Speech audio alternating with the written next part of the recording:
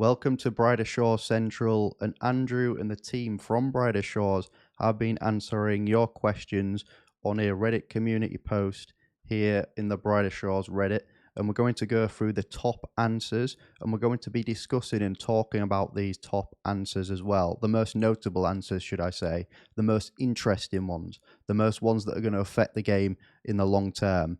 I can't go through them all because there's just so many, and I want to keep this a short video. I'm very busy at the moment, but let's get right into the content. One of the questions was, what are your plans regarding the future of quests, and what are your plans regarding multiplayer content? From the team responded with, the first one is lots more side quests per episode, both higher level ones, so there is a reason for higher levels, but also ones to fill the gaps in the difficulty, so it's not so many levels between quests. Going forward, quests are likely to be a mix of big short piece quests with lots of graphic resources, like most of them are currently, but also simpler, slightly lower budget quests as well. So essentially what we're going to get is a lot more quests, and it is a good point to have that we do need more quests. At the moment there is just a few quests, and we need more because, for example, with the Brannoff quest, which requires like 60 odd chef and a high alchemy level, the problem with that is that it does take a fair amount of time to get to that level, and I think we need some of the quests that fill the gaps within those levels, and I think that makes sense, and that's what they're looking to do, is to add more quests so that as a new player, people can experience more quests. But it sounds like from this answer they're also looking at adding, say, more legendary or epic type quests, which are going to have a lot of graphical resource with them and are going to require higher level stats. That's a good tip, really, because actually it's good to enhance all of your professions, get them all up to a certain level standard, so that if any quests do release, then you will have the requirements for that quest, and you will then be able to continue on with that quest without having to train beforehand. So getting like base 100s might even be a good idea. At the moment I'm just working on Hopeport, but that might be something that you might want to do if you're very interested in completing all quests, is to get those base stats on every single profession, so that when they release these quests you'll be able to do them. Now, the second point here is we aren't planning on polling every change we make, but discussing with the more community about changes, like we are already, and probably quite a bit more. Now Samuel is on board, will certainly be a thing.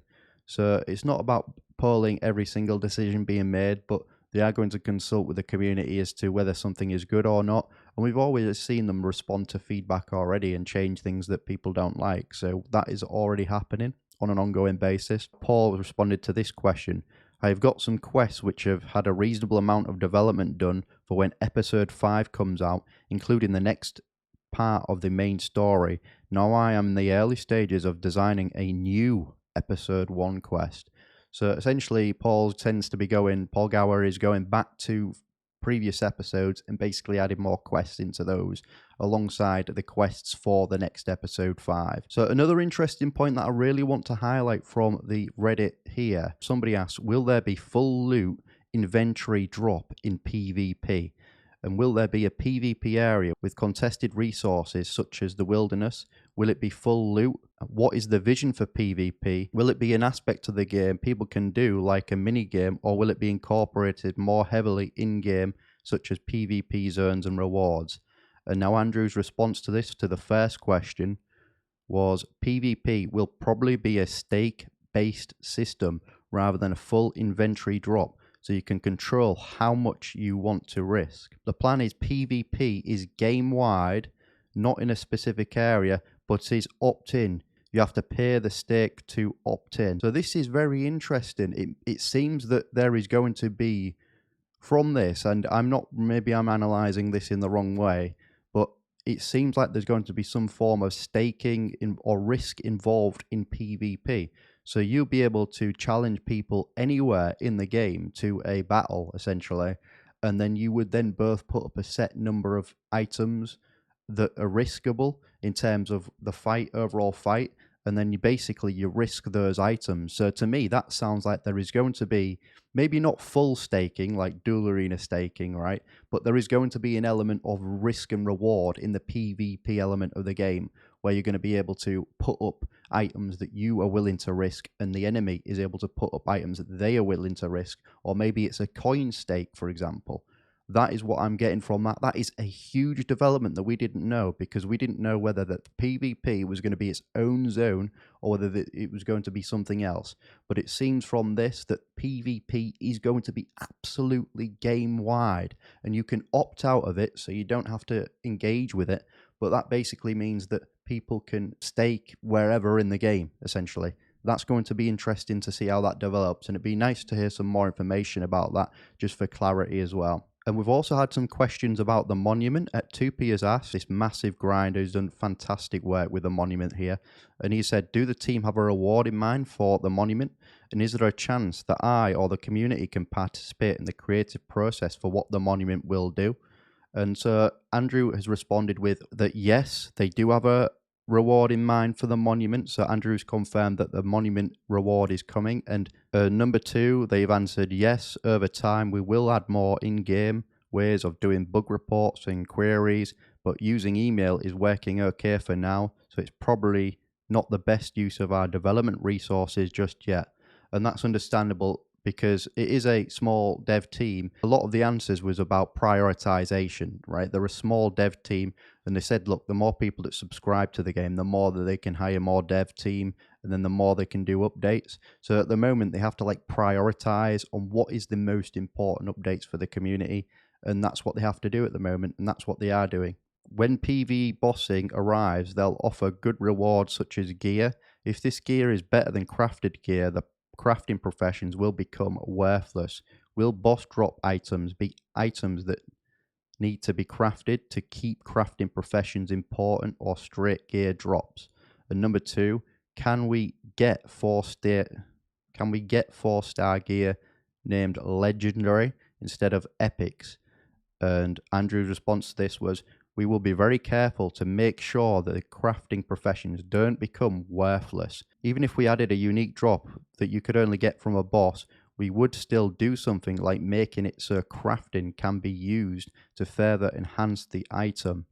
Now this is so anybody out there training the crafting skills like stonemasonry, blacksmithing, burnwright, any of those skills, you're going to be benefiting a lot from this, because it looks like that even if items drop from mobs, like really epic mobs in like raids combat, they're going to be interactable with some of the crafting professions to be able to enhance those items even further, so that you can then make those items even more powerful. So I think that's quite interesting, because I've always thought, you know, in old school RuneScape, you have like the twisted bow, right?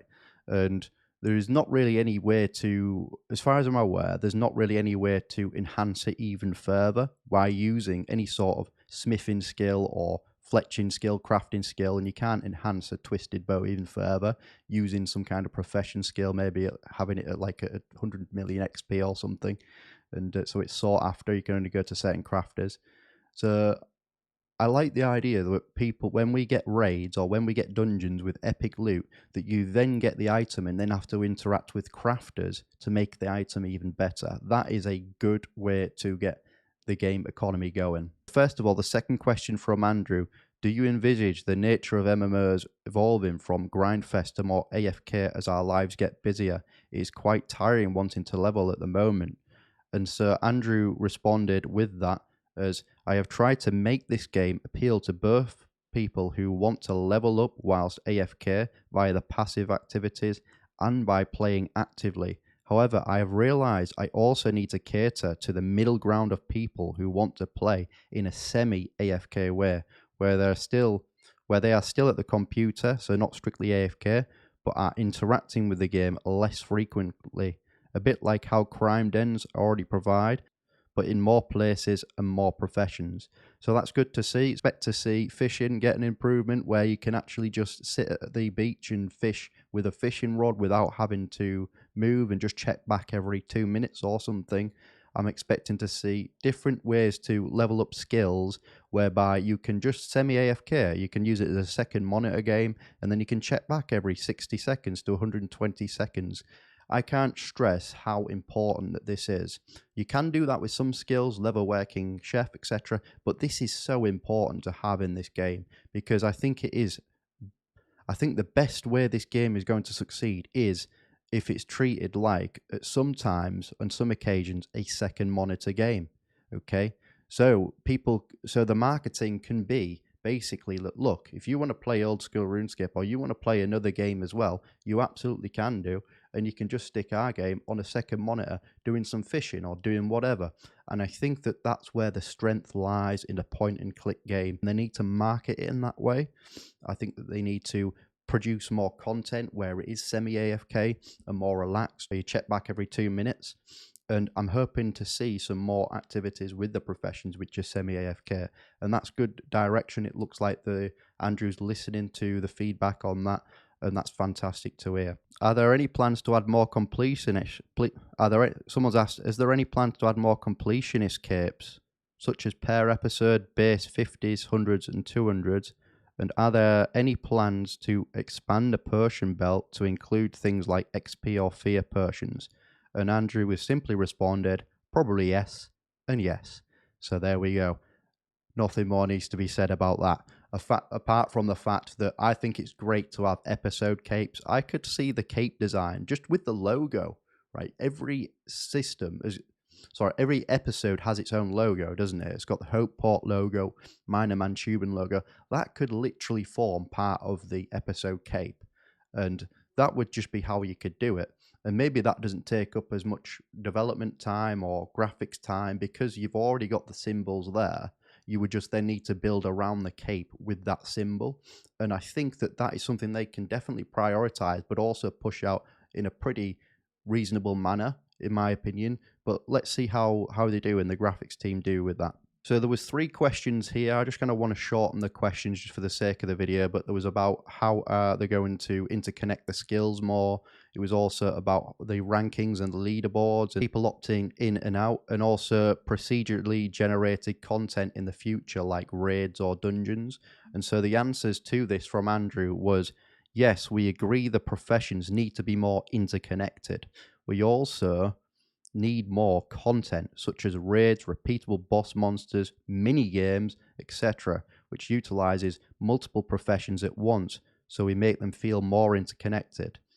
So that must mean that essentially when you train levels in Hopeport, in Minor Mantuban, they're going to make the professions interconnect more, essentially. So you may need this profession level in this skill and this profession in this skill, and then that contributes to this other profession or something like that. So basically every profession that you level up feels meaningful. It feels that it can contribute to the wider game, and that is what they're looking to add into the future. Also, the second answer was, based on player feedback, we are planning on changing the leaderboard, so whilst it doesn't show anonymous players, it does show your true rank. So at the moment, there was a little bit of banter going back and forth because people were like opting in and out of the leaderboards and then like sniping like rank 1 on a particular leaderboard skill. So effectively what's going to happen is it's going to be anonymized, it's going to be updated in real time. And very importantly, Andrew has mentioned that, yes, I want to do a lot more minigame, repeatable raid style content.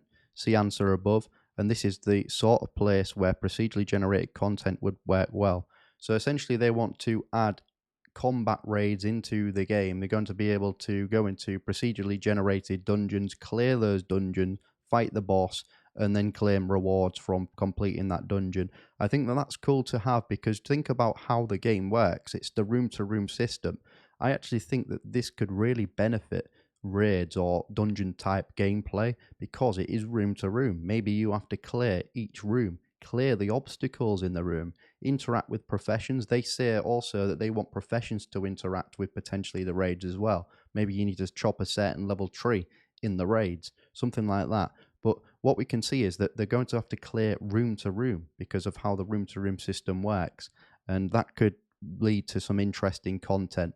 There was also some stuff about moderation. There was also some stuff about the graphics design as well, about how the graphics were created in a handmade way using digital tablets, and some fantastic other stuff as well. I just haven't got the time to put that in this video. I wanted to keep it as short as possible. Otherwise, I would have to spend about 2 hours talking about all this stuff.